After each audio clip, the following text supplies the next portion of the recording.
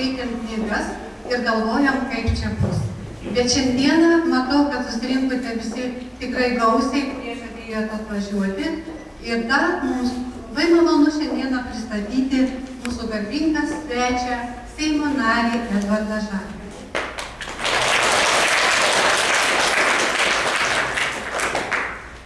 Juk nedažnai būna, kad bibliotekoje ar apskritai vaikų renginiuose lankosi Seimo nariai. O būtent šis Seimo narys toks ir yra. Ką tai reiškia? Tai reiškia, kad jis labai gerai galvoja apie skaitimą ir ko yra skaitimas vertas, jeigu atėjo pas mus į renginį. Vaikai, mes šiandieną turėsime turiningą programą, aš manau, kad bus linksma, jūs neliūdėsit, mes čia dainuosim ir viską darysim. Ir dabar visų pirma prašysim padainuoti tokias labai šaunias mergaitės iš Kudirkos